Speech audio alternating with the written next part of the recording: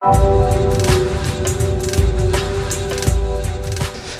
siamo qui perché Forma Veneto è l'associazione che riunisce gli enti di formazione del Veneto. Rappresentiamo oltre il 90% della formazione professionale nella nostra regione.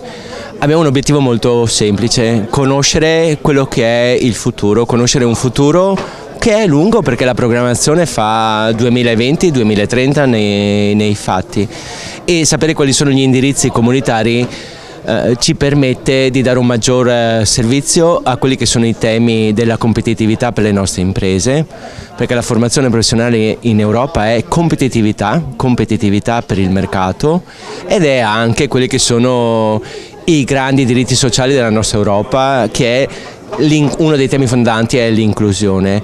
Quali sono gli indirizzi semplici e fondamentali? L'Europa vuole diventare il primo player al mondo per tutto quello che riguarda il green.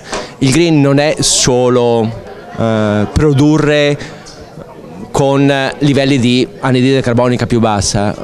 Green è formare i lavoratori, nel nostro caso, i lavoratori che ci permetteranno cosa? Di diminuire il degrado del nostro paese, di fare nuovi lavori che ci permettano di vivere in ambienti più sani, di coniugare nuovi materiali che consumino meno energia. Possiamo raccontare 50.000 esempi, ma credo che sia noto a tutti di cosa stiamo parlando.